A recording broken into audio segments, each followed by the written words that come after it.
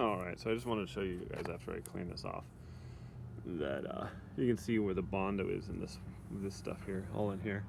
Now there was, if you remember, there was a high point here which wasn't ever attacked by the gate thing, the gate holder. So I'll need to knock this down, but I still need to apply like Bondo in here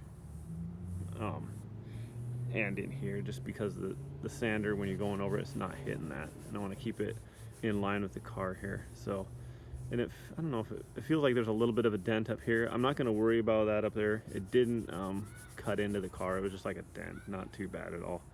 So I'm mostly just going to focus on right in here, and then like right in here. And this just needs to be sanded out right here.